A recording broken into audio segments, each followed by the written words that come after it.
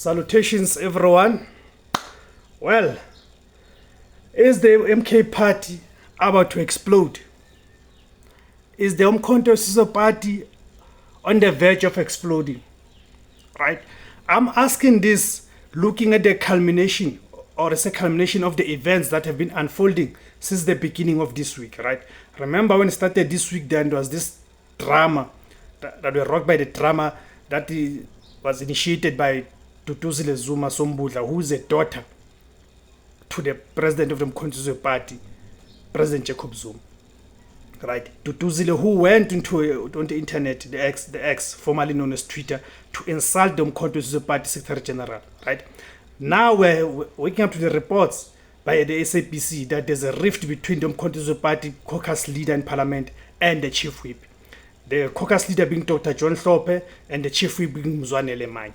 Right, we are waking up to the news by the SAPC.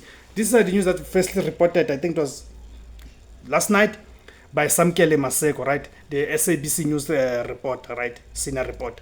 But now it's even the SABC itself on its platform is running with this story that there's an alleged, right? There's an alleged rift between the Mkhonto Sizwe Party parliamentary leader, Dr.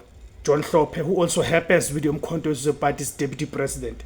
He's having a rift, right, with the party's chief whip in parliament, which is Mzwanele Manyi. And as per this report, the rift is centered around the speech, right? There's the response to the SONA speech that was delivered by President Ramaphosa, right? Apparently, Dr. John Hlophe is not happy, right? Is not happy with the speech because there's been criticism towards that speech, and he's saying he was given the speech by Mzwanele Manyi to read, right? So, but just to get to the clarity, to get the proper context of this report, let me go to the SAPC report, right? The SAPC report that is talking about this matter, right? I'll read you this report. This report reads as MK party's leaders Hlophe, Manyi at loggerheads over SONA speech, right? Okay. Here it says, Chief Whip Mzwanele Manyi and caucus leader Dr. John Hlophe are at loggerheads in the Mkhonto Sizwe Party's parliamentary caucus, right? Some within the party allege that Hlophe was set up by being given a poorly crafted State of the Nation debate speech at the last minute, after he had long prepared his speech, which was ready to be presented. Those sympathetic to Hlophe say this was done deliberately to embarrass him. Party insiders claim that when the speech was given to Hlophe, they lied to him and said it's President Jacob Zuma who instructed that he must be given a speech. A source within the party ranks claimed that Manyi was confronted by the Mkp parliamentary caucus about what they termed to be a poor speech. He then justified himself in the meeting by saying it's Floyd who wrote the speech and instructed Manyi to pass it to the former judge, right? Okay, MK party's internal spats intensify, the latest being the SONA debate speech delivered by Dr. Hlophe. All right, that's where the SABC report ends, right? So now let's try and provide some analysis into this, right? There may be two things at play here, right? Because here's the thing. When Tutuzile Zuma posted those insults about the party's Secretary General, Floyd Shivambu, there are members of parliament of the MKP who reposted those tweets, right? Therefore tells you that they are in concurrence, they're in agreement with Tutu's content and behavior, and insulting behavior that towards Floyd Shivambu, right?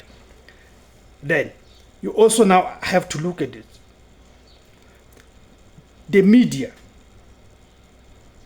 right? The mainstream media, but not just only mainstream media. Even now in this space of the YouTube, TikTok, podcast space, you're beginning to have those who have dedicated themselves towards the destroying and the tarnishing of the Mkhonto Sizwe Party. right?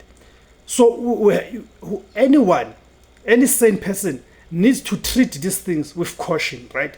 With caution to say, but isn't this part and parcel of the broader agenda by the white capital using the mainstream media, but also beginning to use this space, the internet space, to influence and shape the discourse. The discourse, of course, towards destroying the Mkhonto Sizwe Party, right? And if you can see, even within the political space, being the EFF, being the ANC, being the DA, you've got those who so badly want to see the Mkhonto Sizwe Party failing, right? So when such reports surface, of course it's a concern, right? Of course it's a concern. On the other side, you need to look at, but who stands to benefit out of this chaos and all of that, right? And this thing being exaggerated to fit a particular narrative of an imploding Mkhonto Sizwe Party, right? Those are the questions that sober people need to ask themselves, right? That if indeed there are differences between the Mkhonto Sizwe Party, what informs those differences, right? Because that kind of speech, even if that happens to be the case, is not even supposed to put Dr. John Hlophe and Mzwanele Manyi at loggerheads, right? It is not supposed to do that. If they indeed are at loggerheads, then it means it's a problem that has been there all along, right? But now this speech has just elevated these problems that they are having. If indeed the report turns out to be true, right? And that could tell you then if maybe there's a power struggle in terms of the caucus leader and the chief whip, right? But we know both men have got close proximity to President Jacob Zuma and all of that. But I'm saying that this thing needs to be treated with caution, that the enemy will go at length to ensure that this thing is destroyed. And unfortunately, you've got spoiled press like Duduzile Zuma, the likes of Tlamlo Ndlela and others who are not assisting in the process. I'm talking here as a South African, but more specifically as a biased black person who wants to see black unity, who wants to see black people liberated. So these projects where we build projects, we want to use this project as a vehicle to liberate black people. Of course, I'm jealous. I believe they need to be guarded at all costs. You see. That's my point. And as always, I welcome your comments, guys. Let me hear what are your opinions on the comment section below. Please remember to like, share, and subscribe. Please remember to subscribe. And please hit that notification button so each time I publish a video, you get notified. Thank you very much, guys. Mafrika. Izwe lethu.